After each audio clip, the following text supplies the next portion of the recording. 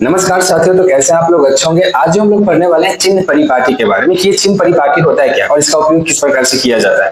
लेकिन जैसे आप जानते हैं कि पिछले वीडियो मैंने आपको बताया था कि किरण आरेख क्या होता है और किरण आरेख की सहायता से किस प्रकार से प्रतिबिंब बनते हैं। अगर अभी तक आप उस वीडियो को नहीं देखे होंगे तो जरूर जाके देख लीजिएगा, है ना। तो चलिए स्टार्ट करते हैं कि चिन्ह परिपाटी क्या होता है और वीडियो के लास्ट तक बने रहिएगा। जैसा आप जानते होंगे कि कहीं ना कहीं चिन्ह परिपाटी की सहायता से बहुत कुछ होते हैं, लेकिन मैंने पिछले वीडियो में कुछ चीजों को मैंने छोड़ दिया था, है ना। उन चीजों को मैं कवर करते चलूंगा। जैसे आप जानते होंगे कि अवतल और उत्तल का उपयोग क्या होता है, उसमें किस प्रकार से कहां पर उपयोग किए जाते हैं, उन सभी चीजों के बारे में बहुत शॉर्ट में चलूंगा। उसके बाद चिन्ह परिपाटी पे चलेंगे। जैसे मैं बताता हूं कि देखिए अवतल दर्पण का उपयोग कहां पे किया जाता है। तो देखा जाए तो अवतल दर्पण में कभी आपने ये जरूर सुना होगा कि जो अवतल दर्पण में हजामत के रूप में जरूर किया जाता है ना। जैसा कि मैं बात करूं तो अवतल दर्पण का जो उपयोग होता है वो हजामत के लिए किया जाता है। यानी जो दाढ़ी जो होते हैं, कभी कभी सैलून का नाम आपने जरूर सुना होगा, तो सैलून जो होता है उसमें किया जाता है, अवतल दर्पण का उपयोग किया जाता है। ठीक, या कई बार ऐसा होता है कि जो डॉक्टर लोग होते हैं ना, वो भी क्या करते हैं, मरीजों को देखने के लिए किसका उपयोग करते हैं, तो अवतल दर्पण का उपयोग ही करते हैं। ठीक, तीसरा मैं बात करूं, है ना, क्या तो अवतल दर्पण का जो उपयोग होता है वो कभी बार मरीजों के रूप में भी किया जाता है ना। अवतल दर्पण का उपयोग क्या किया जाता है, सोलर कुकर के लिए किया जाता है।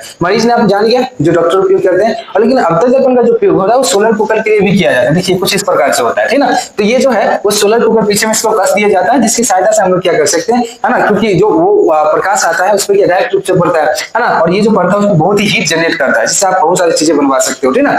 अब आगे देखा जाए तो अब जानते कि पहला क्या होता है, ये हजामत के रूप में किया जाता है। दूसरा जो है ये डॉक्टर के लिए भी प्रयोग किया जा सकते हैं, किसी मरीजों को देखने के लिए, है ना। तीसरा आपने देखा कि सोलर कुकर में भी प्रयोग किया जाता है, किसका, तो अवतल दर्पण का। और जो चौथा आपका मैं बताऊं तो अवतल दर्पण का जो उपयोग है ना, क्या है, वो सर्च लाइट या हेडलाइट क्या में किया जाता है।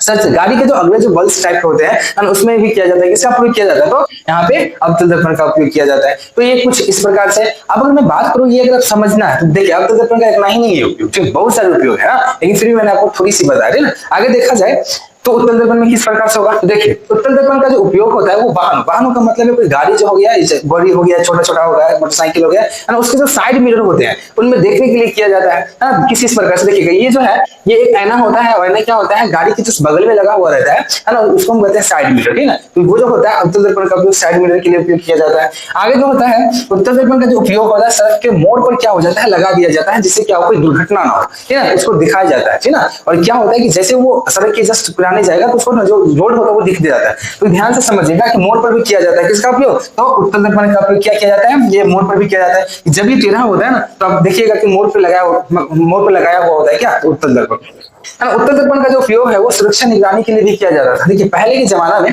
जो बहुत बड़े बिजनेसमैन हुआ करते, ये सरदार हुआ करते थे, क्या करते थे कि वो अपने सामानों को रक्षा करने के लिए उत्तल दर्पण का उपयोग किया करते थे ना, और लगा दिया करते थे, जिससे क्या होता था, जब वो बाहर भी बैठे रहते होंगे तो अंदर की अंदर जो लोग जाने वाले या कोई मालिक की ओर जाने वाला तो वो अच्छी तरह से दिख जाता था, वो फ्रेश दिखा करता था। अब क्योंकि जानते होंगे कि उत्तल जो दर्पण होता है वो हमेशा क्या बनाता है, सीधा प्रतिबिंब बनाता है। तो अगला जो आपका टॉपिक ये होगा, किसी वस्तु का जो होता है वो उत्तल दर्पण हमेशा क्या बताता है, सीधा प्रतिबिंब बनाता है। तो उत्तल और अवतल दर्पण में उपयोग बहुत सारे हैं, पर मैंने कुछ बातों को लेकर मैंने आपको बता दिया ताकि दिक्कत ना हो।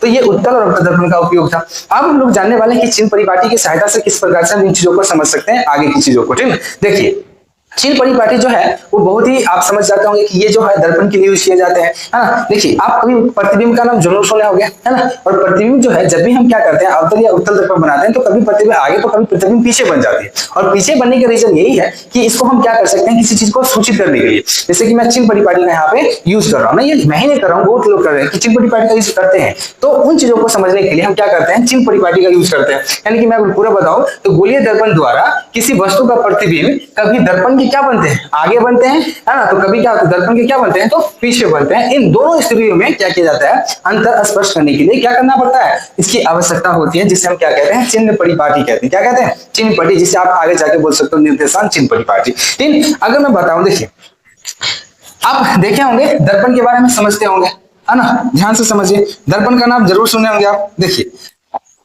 दर्पण के बारे में, देखिए दर्पण जो होता है आप ऑलरेडी जानते होंगे कि दर्पण क्या होता है। दर्पण क्या आप अच्छी तरह से जानते हो कि दर्पण कितने प्रकार का होता है, ये बताइए बस। दर्पण क्या होता है, दो प्रकार का होता है कि तीन प्रकार का होता है, दर्पण तीन प्रकार का होता है, जो मैंने आपको बताया था। यह समतल दर्पण होता है, गोलीय दर्पण होता है, एक परवलयिक दर्पण होता है ना। उतना नहीं जाते हैं फिलहाल, मैं बताऊं, है ना। तो अगर मैं बताऊं अभी जो दर्पण की बात हो रही है आप हम कर रहे हैं किस चीजों के बारे में, तो अवतल क्या कर रहे हैं, अवतल दर्पण, और उसके बाद क्या कर रहे हैं, तो ध्यान से समझिएगा क्या कर रहे हैं, तो उत्तल दर्पण के बारे में।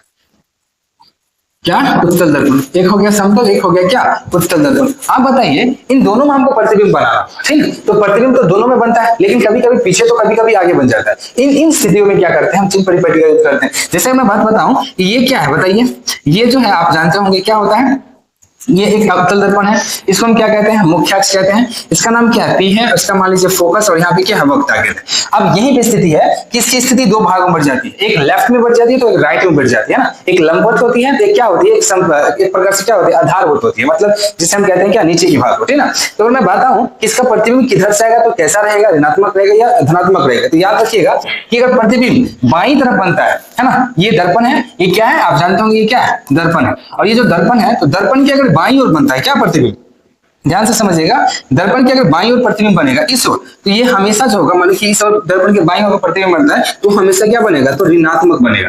क्या बनेगा, ऋणात्मक होगा, ठीक है। और इधर जो होगा वो क्या होगा, धनात्मक होगा, है ना, क्या होगा, धनात्मक, ठीक, जिसे याद रखिएगा, इधर जाएगा तो ऋणात्मक, इधर जाएगा तो धनात्मक। मैं थोड़ा डिटेल में आपको बताता हूँ, देखिए ये आप ध्यान से समझिए, ये क्या है, ये धनात्मक है, ये ऋणात्मक है। मैं यहाँ पे बताना चाहूँ, ये एक दर्पण है, ठीक ना, तो इस ओर के जो भाग है, हाँ, इस ओर जो भाग है, ये एक प्रकार से अगर बाईं की बात करते हैं तो यहाँ पे क्या है, वो धनात्मक ऋणात्मक है ना, क्या है, ऋणात्मक है। और जो बाईं ओर की बात किया जाए तो वो क्या है, धनात्मक है ना। बाईं सॉरी दाई के बात करें तो धनात्मक और बाई की बात करें तो ऋणात्मक, ठीक। अब देखिए यहाँ पे उसको समझने में इन चीजों को पहले आपको समझाता हूँ। देखिए देखा जाए तो ये दो भागों में बांट दिया गया, कुछ इस प्रकार से बांट दिया गया है ना। तो आप जानते होंगे दो भागों में बांट, इसको मान लीजिए क्या है, दर्पण है, ठीक।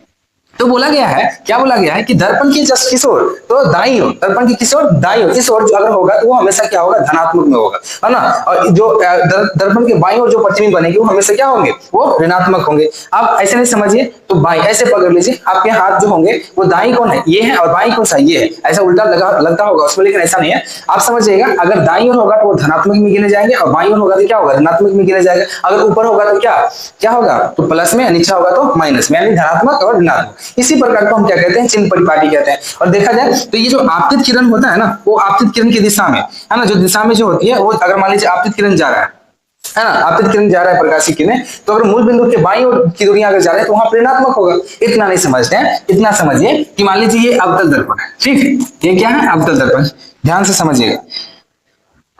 मान लीजिए कि ये जो है आपका, हाँ, ये आपका एक अवतल दर्पण है, और ये अवतल दर्पण है, ये मुख्य अक्ष है, ठीक, क्या है, मुख्य अक्ष। तो आप बताता है कि बाईं ओर की जितनी भी दूरियां हैं, यहां से लेके यहां, है ना, वो क्या होगा, तो वो बताता है ऋणात्मक होता है। क्या होता है, ऋणात्मक, ध्यान से समझिएगा, क्या होगा, तो ऋणात्मक होगा। और इधर यानी कि दाईं ओर की दूरियां जो होगी वो क्या होगा, वो धनात्मक होता है। क्या होता है, सभी जो दूरियां होती है वो धनात्मक में होती है, और इधर ऋणात्मक होती है। बाईं ओर सभी दूरियां ऋणात्मक होगा, और दाईं ओर सभी दूरियां जो होगा वो धनात्मक होगा, है ना। अब बोलता है कि इधर ऊपर की दूरी जो होगी वो हमेशा क्या होता है, धनात्मक होता है।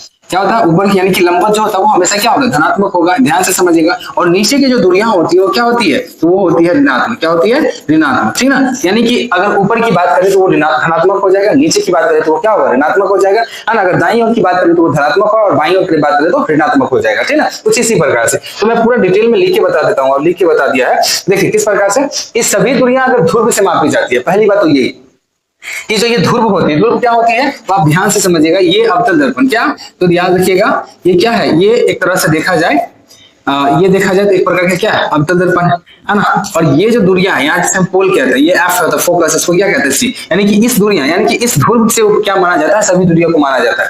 यानी कि ऐसा समझिए कि सभी जो दूरियां होती है वो कहाँ से मापी जाती है, तो ध्रुव से मापी जाती है, ठीक। आगे बताया मैंने कि जो आपतित प्रकाश की जो किरण की जो दिशा है ना, दिशा में जो मापी गई जो दूरियां होती है वो हमेशा धनात्मक होती है ना, आपतित किरण, ठीक। यानी कि जो किरण जो जा रही है, यानी कि सीधा जा रही है किसकी ओर, तो दाईं ओर जा रहा है, तो उसमें जो दूरियां होगी हमेशा धनात्मक में होगी, है ना। और आपतित प्रकाश की विपरीत में मापी गई जो दूरियां वही, यानी कि अगर मैं उसका जस्ट विपरीत हो गया तो वो क्या हो जाएगा, ऋणात्मक में हो जाएगा, है ना। मुख्य अक्ष के ऊपर सभी जो दूरियां होती है, यानी कि जो मुख्य अक्ष है ये वाला, है ना, ये वाला जो मुख्य अक्ष है इसके ऊपर अगर जाएगा ना, कोई मान लीजिए इधर जाएगा तो समझ जाइए वो क्या होता है, माइनस में गिना जाता है। और नीचे जो होता है वो किस में गिना जाता है, प्लस में गिना जाएगा। याद रखिएगा किसमें, तो प्लस में गिना जाता है ना। दूरियां गिना जाता है, तो दूरियां प्लस और माइनस में गिना जाता है, इसी प्रकार से समझना है ना। तो आज के लिए अगर मैं बात करूं तो ये इतना ही रहने देते हैं, ठीक ना। और मिलते हैं नेक्स्ट वीडियो में किस चीजों के, तो मैं बड़ा सा टॉपिक है क्या है कि दर्पण जो सूत्र होता है किस प्रकार से शिफ्ट किया जाता है ना। दर्पण सूत्र के साथ में हम अवतल और उत्तल दर्पण में शिफ्ट क्या करेंगे, ठीक। तो मैं इतना ही आज के लिए रहने देता हूँ, ठीक। बड़ी बात यही है कि आप इन चीजों को अच्छी तरह से समझे। देखा जाए तो ठीक ना। तो मिलते हैं नेक्स्ट वीडियो में, आज के लिए इतना ही रह देते हैं। तब तक क्या कीजिएगा, वीडियो को लाइक कर दीजिएगा, चैनल को सब्सक्राइब कर दीजिएगा और शेयर भी कर दीजिएगा। धन्यवाद।